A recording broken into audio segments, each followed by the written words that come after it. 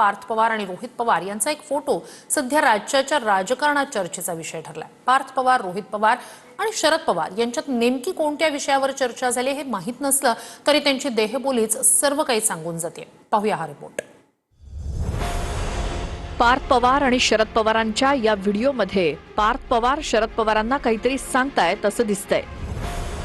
जेव्हा पार्थ पवार शरद पवारांना काहीतरी सांगतात तेव्हा पवार नकारार्थी मान हलवतायत। त्यानंतर पवार हात हलवत नाही असं म्हणतायत।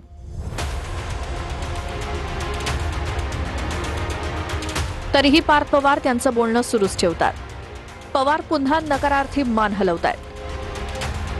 पवार बोलण्याचा प्रयत्न करतात तेवढ्यात पार्थ पवार आणखी काहीतरी बोलतात। त्यानंतर पवार पार्थ पवारांचं म्हणणं ऐकून घेतात। त्यानंतर शरद पवार पार्थ पवारांना काहीतरी प्रश्न करतात।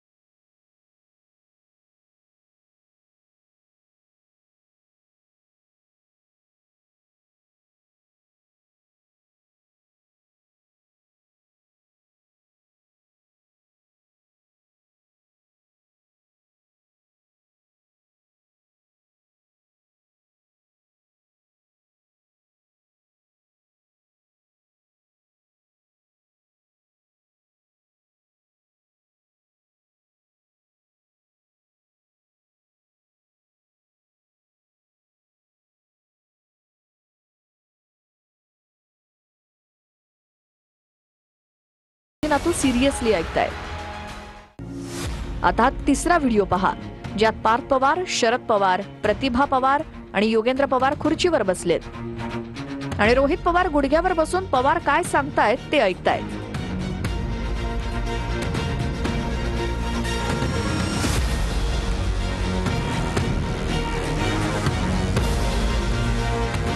त्यानंतर रोहित पवार पुन्हा पार्थ आणि शरद पवारांच्या मध्ये जाऊन बसतात। आता 10 डिसेंबरचा दिल्लीतला हा फोटो बघा। या फोटोत देखील पार्थ पवार आजोबा शरद पवारांच्या जवळ बसलेत।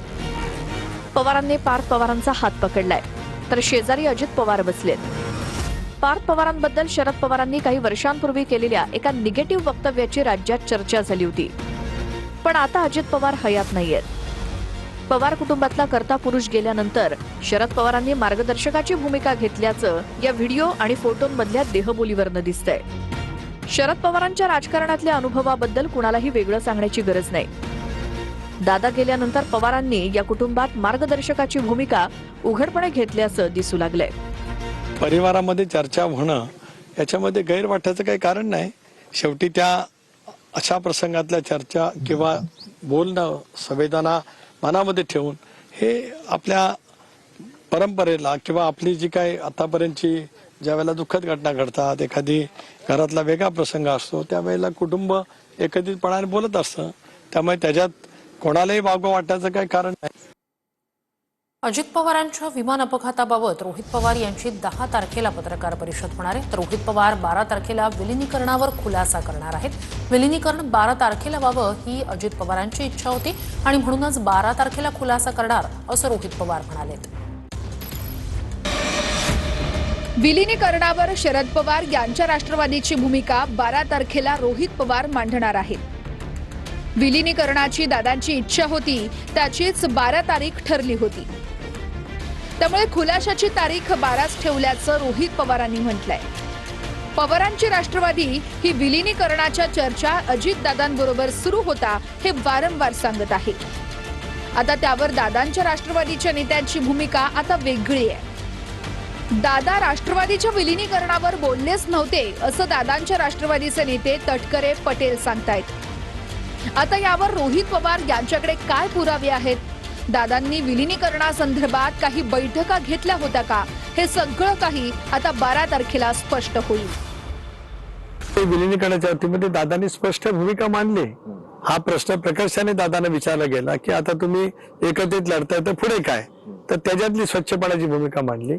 स्थानिक स्वराज्य संस्थांच्या जिल्हा परिषदच्या निवडणुका आहेत त्या एकत्रितपणाने लढण्याच्या बाबतीमध्ये आपल्याला पुढे जायचं आहे। या पद्धतीचं त्यांची माझी चर्चा झाली। विलिनीकरण का होणार होतं, कशासाठी होणार होतं, दादांच्या मनामध्ये आणि आमच्या सगळ्यांच्या मनामध्ये का ती इच्छा होती, कशामुळे आम्ही सर्वजण प्रयत्न करत होतो, त्याला राजकीय अंग आहे का त्याला कुठेतरी भावनिक अंग आहे, हे सर्व मी 12 तारखेला त्या ठिकाणी सांगेल। तसेच विमान अपघाताबद्दलही रोहित पवार 10 तारखेला खुलासा करणार आहेत। विमान अपघाताबद्दल अजून कुठलाही रिपोर्ट आलेला नाहीये, याचा तपास सुरू आहे। मात्र त्याआधीच रोहित पवार काय खुलासा करणार याकडे सगळ्यांचं लक्ष लागून आहे। 10 तारखेला विमानाबद्दल ज्या शंका आमच्या मनामध्ये आहेत त्या शंका मी प्रेझेंटेशन नाहीतर प्रेस कॉन्फरन्सच्या माध्यमातून लोकांसमोर तिथं मांडेल।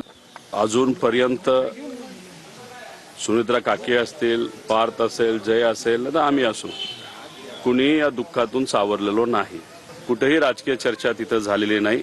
9 तारखेनंतर त्या बाबतीतली कुठेतरी सुरुवात होईल असं वाटतं। शेवटी या विषयाची चर्चा आम्ही सखोलपणाने करू। 10 तारखेला मुंबईला मंत्रिमंडळाची बैठक आहे, त्यावेळेला उपमुख्यमंत्री म्हणून वहिनी त्या ठिकाणी येतील, त्याच्यानंतर आम्ही या विषयावरती चर्चा नक्कीच त्या ठिकाणी करू।